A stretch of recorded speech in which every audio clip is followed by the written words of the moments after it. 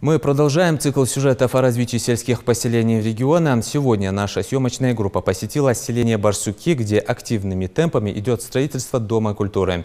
Возведение объекта уже близится к завершению. Новое здание будет соответствовать всем современным стандартам и вмещать в себя не только учебные кабинеты, но и большие концертные залы, библиотеку с книгохранилищем. Подробности в материале нашего корреспондента.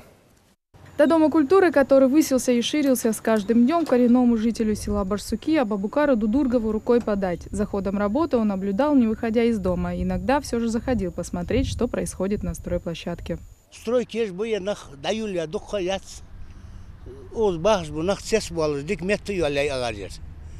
Я почву подготовить, колхилатру, схидадяка, подушку бе. Я хунгужу здание халия, кахигиш бакериш.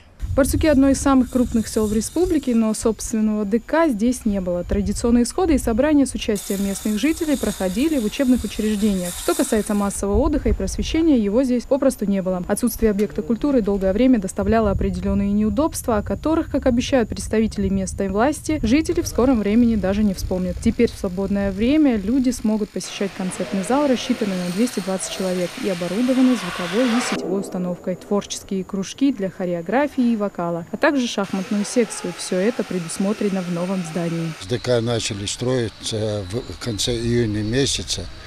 Картовым Исрапилом начал. У него проблемы были здесь с земельным участком, была болотная местность. Но он сейчас работает отлично, хорошо. Мы ему говорим благодарны за качественную работу. Через полтора месяца он обещает сдать объект. Бригада строителей состоит из 15 человек. Все они трудятся на опережение графика, и основной объем работ уже завершен. Осталось лишь наружная и внутренняя отделки. Сдать объект планируют в этом году меньше, чем через 2 месяца.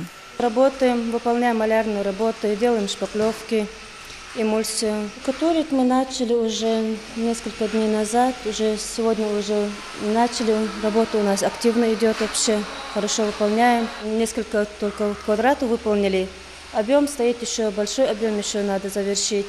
Но постараемся активно, быстрее закончить. Строительство объекта ведется в рамках программы «Устойчивое развитие сельских поселений» по линии Минсельхоза. Помимо ДК в селе возводится ФАП, а также в ближайшей перспективе появится школа на 1400 мест для жителей новостроек. Тамара Хашигульгова, Майербек Миржоев, Новости 24.